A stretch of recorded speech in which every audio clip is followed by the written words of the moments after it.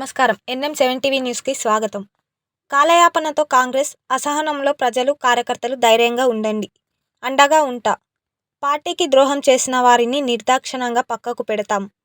సమీక్ష సమావేశంలో మాజీ మంత్రి నిరంజన్ రెడ్డి ఈరోజు బీఆర్ఎస్ జిల్లా పార్టీ కార్యాలయంలో వనపర్తి నియోజకవర్గం సమీక్ష సమావేశం నిరంజన్ రెడ్డి అధ్యక్షతన జరిగింది. ఈ సమావేశంలో రాష్ట్ర సమన్వయ కమిటీ సభ్యులు రావుల చంద్రశేఖర్ రెడ్డి పాల్గొన్నారు. నిరంజన్ రెడ్డి అధ్యక్ష ఉపన్యాసం చేస్తూ అమలు కాని హామీలు ఇచ్చి కాంగ్రెస్ పార్టీ అధికారంలోకి వచ్చిందని, రాష్ట్ర బడ్జెట్ అంచనా వేయకుండా దాదాపు 80,000 కోట్ల రూపాయల హామీలు ఇచ్చి ప్రజలను మభ్యపెట్టి అధికారంలోకి వచ్చిందని అన్నారు. కేసీఆర్ ఇచ్చిన సంక్షేమ పథకాలకు రెట్టింపు స్థాయిలో ఇస్తామని కాంగ్రెస్ మోసం చేసిందని అన్నారు. ఈనాటికి రైతు బంధు ఇవ్వలేదని, ధాన్యం 500 బోనస్తో కొంటామన్న మాట నిలుపుకోలేదని, 6 గ్యారెంటీలు అమలు చేయకుండా కాలయాపన చేస్తుందని అన్నారు. సోషల్ మీడియా ఆధునిక కాలంలో ముఖ్య పాత్ర పోషిస్తుందని, సోషల్ మీడియా ప్రతినిధులు అప్రమత్తంగా ఉండి కాంగ్రెస్ చేస్తున్న మోసాలు వివరించి రాబో పార్లమెంట్ ఎన్నికలలో విజయభేరి ముగించాలని పిలుపునిచ్చారు. ఎన్నికల సమయంలో కష్టించి పనిచేసిన ప్రతి కార్యకర్తకు అండగా ఉంటానని అన్నారు. నియోజకవర్గ సమీక్ష సమావేశంలో రావుల మాట్లాడుతూ నాయకులు, కార్యకర్తలు మనసు పెట్టి పనిచేయాలని అన్నారు. ఎవరు అందుకోలేని అభివృద్ధిని నిరంజన్ రెడ్డి సాధించి పెట్టినారని అన్నారు. కేసీఆర్ పట్ల ప్రజలలో సానుభూతి పెరుగుతుందని, ప్రజలు కేసీఆర్ ముఖ్యమంత్రిగా ఉండాలని కోరుకుంటున్నారని అన్నారు. సర్పంచుల పదవీకాలం పొడిగించాలని బీఆర్ఎస్ డిమాండ్ చేస్తుంది అని అన్నారు. కాంగ్రెస్ వైఫల్యాలను అందిపుచ్చుకొని రాబో పార్లమెంట్ ఎన్నికలలో విజయం కోసం కృషి చేయాలని అన్నారు. నిరంజన్ రెడ్డికి తాను అన్ని విధాలుగా అండగా ఉంటానని అన్నారు. కార్యకర్తలకు తాను నిరంజన్ రెడ్డి నిత్యం అందుబాటులో ఉంటామని చెప్పారు. ఇలాంటి సమీక్ష యొక్క ఉద్దేశం రెండు ఉద్దేశాలు. ఒకటి, అసెంబ్లీ ఎన్నికల మీద మనం సమీక్ష చేసుకుంటూనే, రెండవది రేపు రానున్న పార్లమెంట్ ఎన్నికలు ఏవైతే ఉన్నాయో, నాగర్ కర్నూలు పార్లమెంట్ ఎన్నికలు, రేపు పార్టీ అభ్యర్థిగా ఎవరిని పెట్టినా సరే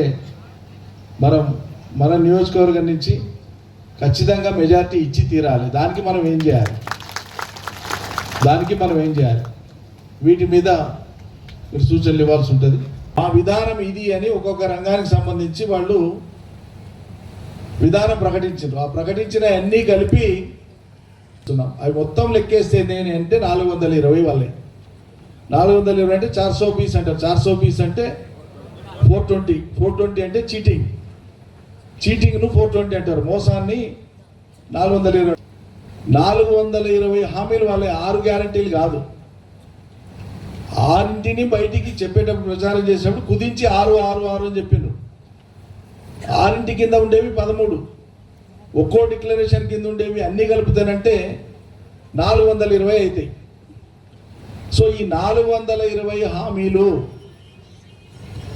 వాళ్ళు ఇచ్చినటువంటివి ఏవైతే ఉన్నాయి, ఈ హామీలను అమలు చేయలేక వాళ్ళు ఇవాళ ఒక్కొక్కడు ఒకటి పొంతన టీవీలలో చూస్తుండ్రు, పేపర్లలో చూస్తుండ్రు, సోషల్ మీడియాలో కూడా చూస్తున్నారా లేదా? 2 మున్సిపాలిటీలు మనవే, జిల్లా పరిషత్ మనదే. గ్రామ పంచాయతీలలో 129కి గాను మొన్న జరిగినటువంటి శాసనసభ ఎన్నికల కంటే ముందు కొంతమంది అక్కడక్కడ కొంతమంది పోయినారు. ఆ పోయినటువంటి వాళ్ళు ఎవరో మీ మండలాల్లో మీకు తెలుసు. సరే, అది వాళ్ళ వ్యక్తిగత ఇష్టం, పోతే పోయిన దాని గురించి పెద్ద మనం చర్చ ఏం లేదు. ఎవరైతే ఇప్పటికీ పార్టీని నమ్ముకొని ఉన్నారో, గ్రామ పంచాయతీల కాలగడువు ఈ నెల 31న ముగుస్తుంది కాబట్టి సర్పంచులుగా మన పార్టీ తరఫున ఆ గ్రామాల్లో సేవలు అందించినటువంటి సర్పంచులు కానీ, ఉప సర్పంచులు కానీ మనోళ్ళు ఉన్న కాడ వాళ్ళందరినీ ఈరోజు ఇక్కడికి రప్పించి వాళ్ళ 5 ఏళ్ళు కష్టం చేసినందుకు, ప్రజలకు సేవలు అందించినందుకు అభినందించాలని చెప్పి నిర్ణయం తీసుకున్నాం. గట్టే చప్పట్లు కొట్టండి ఒకసారి. సర్పంచులు మనమే, ఎంపీటీసీలు మనమే, ఎంపీపీలు మనమే, జెడ్పీటీసీలు మనమే, మున్సిపల్ కౌన్సిలర్లు మనమే, చైర్మన్లు మనమే, జిల్లా పరిషత్ మనమే, ఎమ్మెల్యే మనమే. ముఖం తెలియనటువంటి ప్రజలు గెలిపించినారు. కాబట్టి ఏంది ప్రామాణికం ప్రజాస్వామ్యంలో? ప్రజలకు ఏది అతికితే, ఏది నచ్చితే, కారణాలు ఏమైనా కావచ్చు, ప్రజలకు నచ్చడానికి కారణాలు ఉండవు. ఒక సినిమానికి జోర్దార్ సూపర్ డూపర్ అనిపిస్తుంది, ఇంకోరికి నచ్చదు ఆ సినిమా. మనం చూసే కోణాన్ని బట్టి ఉంటుంది. ప్రజలకు మొన్నసారి కాంగ్రెస్ సినిమా మంచిగా అనిపించింది, అబద్ధాల సినిమా కాబట్టి మంచిగా అనిపించింది, ఓట్లు వేసిండ్రు, ఓటు గెలిచి 20 రోజులు అయిపోయింది. ఇప్పుడు ఏం జరుగుతుంది క్షేత్రస్థాయిలో మీరు అందరూ చెప్పాలి. అసలు సంగతి ఏంటంటే ఈసారి గట్టి కొట్లాడితే ఓ 30-40 సీట్లు వస్తే మరోసారికి అధికారం వస్తుందని వాళ్ళు తయారున్నారు. కాంగ్రెస్ వాళ్ళు ఊహించలే అసలు ఈ తీర్పు వస్తుందని, వాళ్ళకి 64 సీట్లు వస్తాయని వాళ్ళు ఊహించలే. ఇప్పటికి కూడా వాడు ఇట్లా గిచ్చి చూసుకుంటున్నాడు, నిద్రలేము నిజంగానే అధికారంలోకి వచ్చినావా లేదా, ఈ సీట్లు నిజంగానే ఉన్నావా లేదా, ఆ పరిస్థితి ద్వారా ఇదేదో అర్థం. అందుకని వాళ్ళు ఏం చేసినట్టే ఆచరణకు సాధ్యం కాని అమలు కానటువంటి వాగ్దానాలన్నింటినీ కూడా చేసినారు. ఇవి క్యాన్సర్. మేము 15,000 ఇస్తామన్నాడు కేసీఆర్, 2,000 పెన్షన్ అన్నాడు కదా, మేము 4,000 ఇస్తామన్నాడు. ఇవి చెప్పుకుంటూ మనం చెయ్యనివి వాడు కొత్తగా చేస్తామనేటువంటివి చాలా చెప్పిండు. కొంటేనంటే ఒడ్లు కొంటే 500 బోనస్ ఇస్తానడం కావచ్చు, కౌలు రైతులకు 12,000 ఇస్తా అని చెప్పడం కావచ్చు, ప్రతి ఇంట్లో ప్రతి మహిళకు 2,500 రూపాయలు ఇస్తామనడం కావచ్చు, ఇట్లా చాలా చెప్పారు.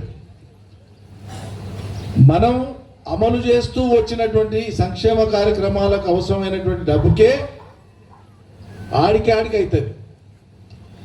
వాడు చెప్పినటువంటి హామీలన్నీ కనుక అమలు చేస్తే 80,000 కోట్ల రూపాయలు అదనంగా ఖర్చు అవుతుంది.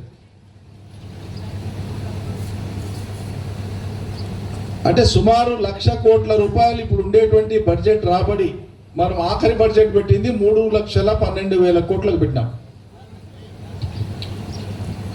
మనం పెట్టిన ఆఖరి బడ్జెట్ 2023 మార్చిలో మనం పెట్టినటువంటి దానికి 3,12,000 కోట్ల రూపాయల బడ్జెట్ అంచనాలతో మనం బడ్జెట్ ప్రవేశపెట్టినాం. అంటే ఇప్పుడు దానికి అదనంగా 1,00,000 కోట్ల పైచిలకు రావాలి. రాష్ట్ర రాబడి రావడానికి రాష్ట్ర ప్రభుత్వం అవలంబించేటువంటి విధానాల మూలంగా ఒక 5,000-10,000 కోట్లు పెరిగితే మహా ఎక్కువ. కానీ వీడు వచ్చిన తెల్లారంగానే 1,000 కోట్ల పైచిలకు పెట్టుబడితో ప్రారంభమయ్యేటువంటి ఫార్మాసిటీ నేను రద్దు చేస్తానని మాట్లాడేస్తాను, తెలిసి తెలియక. గచ్చిబౌలి నుంచి విమానాశ్రయానికి ఉండేటువంటి ప్రతిపాదిత మెట్రో రైలు అది చాలా అవసరమైనటువంటిది. మొత్తం కొత్త హైదరాబాద్ అంతా కూడా పశ్చిమానికే ఉంది, గచ్చిబౌలి నుంచే ఉంది కొత్త హైదరాబాద్ అంతా. ఫైనాన్షియల్ క్యాపిటల్ అక్కడ ఉండేదాన్ని ఫైనాన్షియల్ డిస్ట్రిక్ట్ అంటారు. అక్కడి నుంచి ఎయిర్పోర్ట్కి ఉండేటువంటి ఈ మెట్రోను క్యాన్సిల్ చేస్తామని మాట్లాడేసి ఈ రెండు నిర్మాణం మీద దృష్టి సారించలేదు. జిల్లా అధ్యక్షుడు ఉంటాడు, కార్యవర్గం లేదు. రాష్ట్ర స్థాయిలో కార్యవర్గం ఉంది కానీ వాళ్ళకి ఎన్నడూ మీటింగ్స్ లేవు. మొన్న మీటింగ్లలో ఒక చాలా చక్కటి మాట చెప్పింది నాయకులు కార్యకర్తలు అందరు. 17 మీటింగ్లలో కూడా మీరు ఏది ఇచ్చినా ఆన్లైన్ ఇస్తారు. పెన్షన్ అంటే ఆన్లైన్, రైతు బంధు అంటే ఆన్లైన్, కళ్యాణ లక్ష్మి ఆన్లైన్. నడమ మేమేడున్నాం మరి, ఏదైనా ఓటు అడగడానికి పోతే ఆన్లైన్లో వచ్చింది అంటున్నారు. మా పరిస్థితి ఉందని కార్యకర్తలు ఉన్నారు. ఇది నాయకత్వం కూడా గ్రహించింది. మామూలుగా ప్రేమ ఉన్న వాళ్ళు పోయి అడుగుతారు అనుకో, కేసీఆర్ ఇచ్చిండు అంటారు. ఇష్టం లేదనుకో కేసీఆర్ జేబులకి వెళ్ళి ఇచ్చిండు అంటారు. అదే మీరు ఫామ్ నింపి మీరు దగ్గరుండి ఇప్పించుంటే, అక్క నీకు కళ్యాణ లక్ష్మి ఇంటికి తెప్పిస్తుంది, నీకు రైతు బంధు తెప్పిస్తుందని మీరు మాట్లాడే అవకాశం ఉంటుండే అని చెప్పి నాయకులు కార్యకర్తలు చెప్పింది. ఇది నా కవిత్వం కాదు. 17 నియోజకవర్గాల పార్లమెంట్లకు సంబంధించిన వాళ్ళు నిరంజన్ రెడ్డి గారి ప్రసంగంలో కూడా ఇది వచ్చింది. ఇది గ్యాప్ ఉండే, ఇక ముందు గ్యాప్ ఉండదని చెప్పి కూడా పార్టీ నాయకత్వం చాలా స్పష్టంగా చెప్పింది.